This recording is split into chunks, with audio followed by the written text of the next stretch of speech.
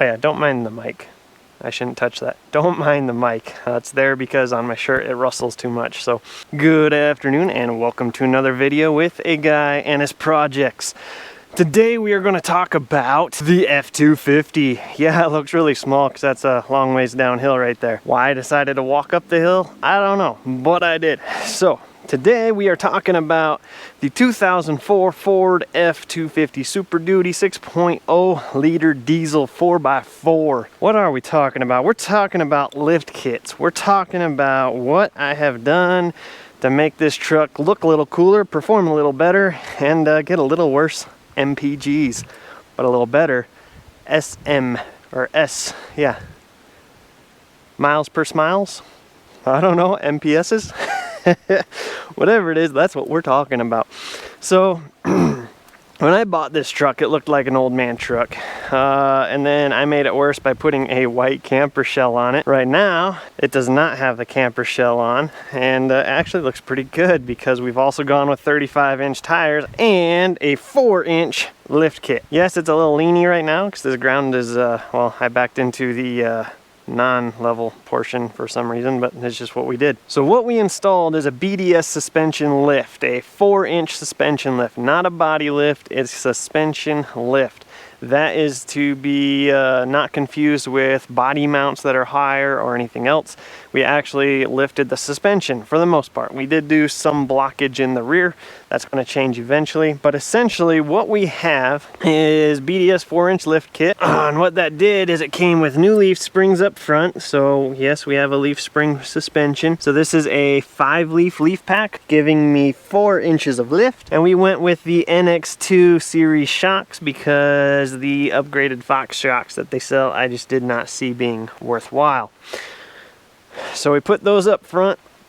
In the rear, the previous owner put on these F250 style leaf springs. So we put a block kit in the rear with these leaf springs, and it actually rides very stiff, but if I hook a load up to it, it rides really nice. Empty's pretty stiff though.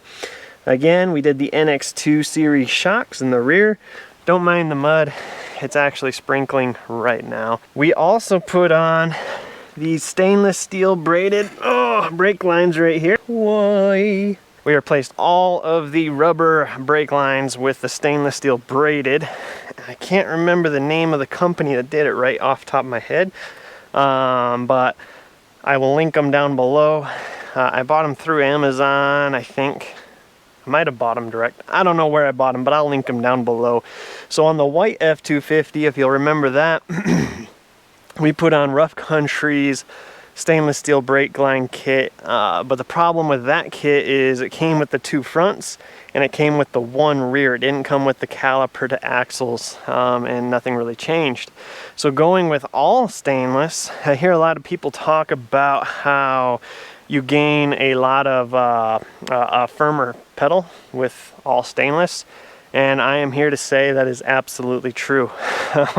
We went all stainless and I almost felt like there was something wrong with my braking system for a while because literally it's a very, very firm feel. There is no push and squish. It's just push and stop. And it took a little getting used to, but I like it now. So up front over here you can see, it might even, no brand name.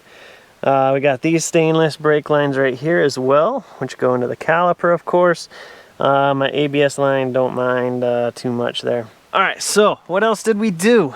We also did these extended sway bar links. I had to go to Ace Hardware, buy my own hardware because I didn't know I was supposed to not throw away the old stuff, and I just kind of cut these things off because they were seized in place.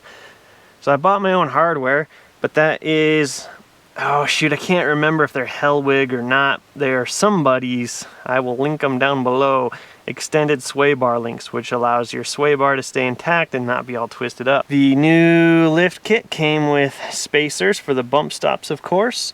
I did have to, you can see that red wire right there, our red tube. That is the diff breather, which we extended all the way up through here, and we put a filter up on top of the wheel well cover here. The BDS Lift Kit comes with a new drop bracket, or track bar bracket right there. And then we also went with the dual stabilizer kit, steering stabilizer kit, steering dampener, whatever you want to say. This is BDS kit. They want you to put their logo right there on that flat spot on the bracket.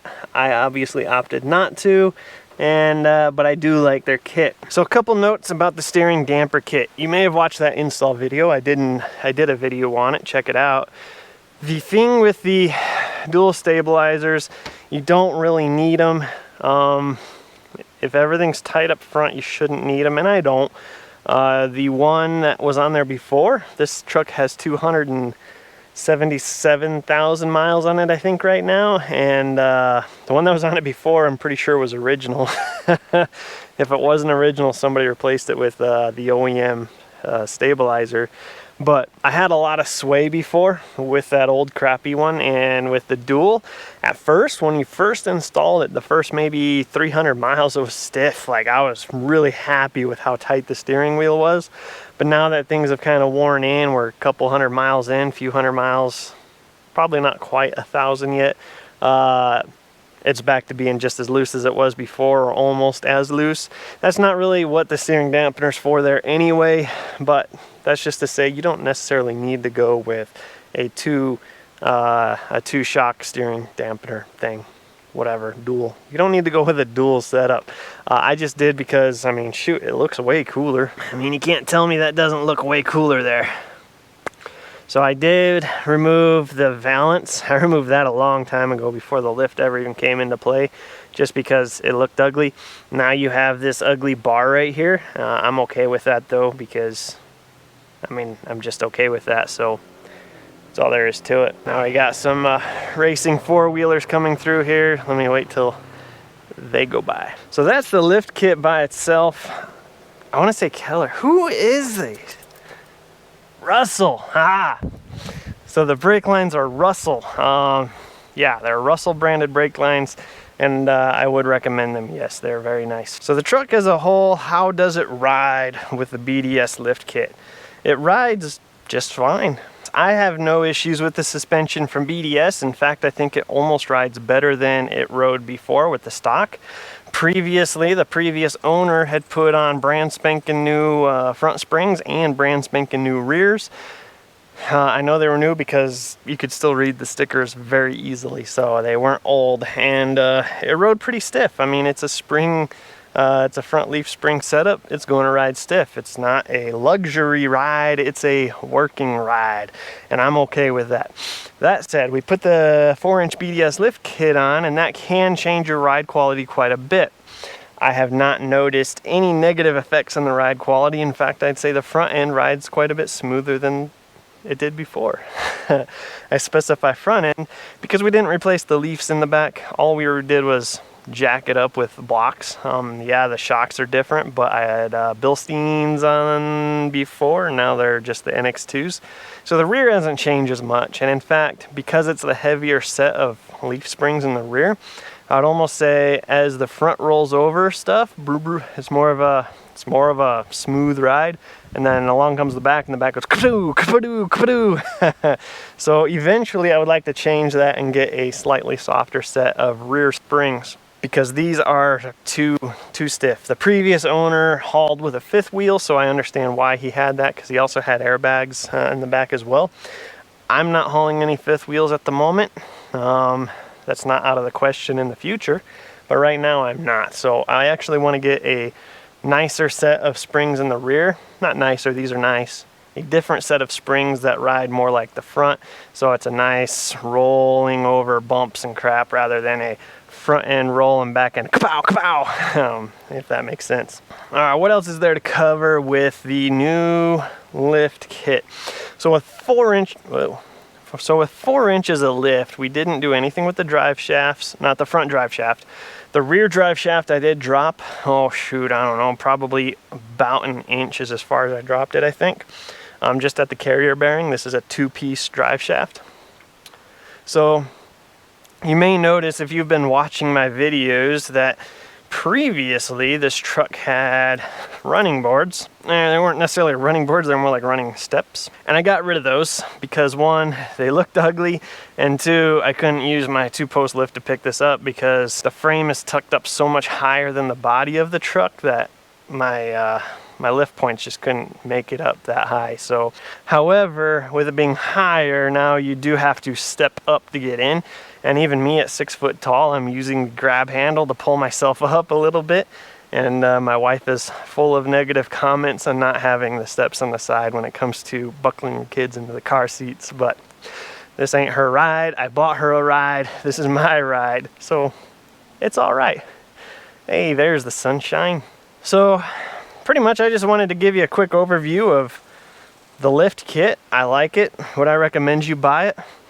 If your budget allows and that's what you want to do, go for it. I have nothing negative to say. As far as install went pretty easy. It took me about a day, but that includes the brake lines, the shocks, the lifted, the lift blocks in the back, the front springs, hammering out the bolt. Oh my gosh, that was a pain in the ass. So, okay, let me show you that. So essentially, you have your spring perch coming up right here, and then there's this about 45-inch long bolt, really probably 5-inch, and it comes straight out into the condenser. So I ended up having to unbolt the condenser, pick up the condenser to get that bolt out. Same on this side, pain in the ass. All Ford had to do was put the bolt in the other direction, and that whole situation's eliminated. And that's how I put these back together. And that's how I would recommend you guys do it too. So, that's your front spring. And right here, this bolt is put in the other way so that it has to go out that way rather than this way. I just flip those around going in, and now you never have to deal with the whole condenser situation and the trans cooler, because that's just more of a pain than it's really worth, honestly. So one other benefit to having the camper shell off is the spare tire. I haven't decided if I like how it looks or not. It's a full-size 35-inch spare tire I've got mounted there. And sometimes I think, man, that looks kind of funky. Other times I think, man, that looks kind of cool. So wherever you stand on it, that is now very visible. Which, I don't know. Pros, cons, other than it looks ugly or it looks cool, don't really have a thought on there. So I really like the truck exactly like it is right now. Like, it's really nice. In fact, I'm really happy with it, and that scares me because typically when I become happy with a vehicle, I get rid of it because I get bored of it. I don't want to get rid of this. I hate this truck so much and I love it so much. It's such a problem, but it's so nice at the same time. So we're about to get pretty wet. It's sprinkling pretty good. I would like to do a hood mod. I would like to get an air scoop on the hood, just to keep things cool in the summer. Other than that though, I mean, I want to upgrade the fog lights, maybe build some bumpers. What do you guys think? Should we change anything, add anything, go anywhere? A lot of this stuff that the previous owner did, I really like. He put on the 05 Plus grill, which allowed him to put on these nice headlights. These are really bright headlights. I really like them. Previous owner put on the bigger mirrors, the tow mirrors. Those are really nice. I've already built a spare tire carrier. Previous owner put on these nice LED tail lights, which are good. This whole thing needs to be painted. I don't know that I want to take that on. Maybe I will someday, but I got to do the roof at a minimum and then the hood because those are rusting. That's not good. It's already got the aftermarket rear diff cover, which is super nice. The seats need to be redone, but that's expensive. So what would you guys, if this was your truck, what would you want to do to it? I mean, I might put a locker in the rear, but again, not needed because this isn't going to be the mud toy. It's not the toy, it's the work truck. So the most this will ever probably do is rescue the Jeep. If we trailer the Jeep somewhere and take the Jeep off-road trails, then this would then be the rescue truck. So I could see there being a need to have lockers in it and everything, but that's really a minuscule issue. I see other things being like a locker in the Jeep being a bigger priority. So yeah, I don't know, guys. What do you think I should do? Anyway, guys, if you like what you see, if you like my videos, make sure you let me know either in the comments, a thumbs up, and a subscribe, or all three, or any combination of the latter. Keep watching, check out the playlist. I got a whole freaking playlist dedicated to this truck, the white F250, the Excursion. I got tons of other playlists on other vehicles. We've got the Jeeps going on, my wife's car, minivans. We've got all kinds of stuff going on. So check out the playlist, check out my other videos, share them, thumbs up, subscribe. We'll see you next time.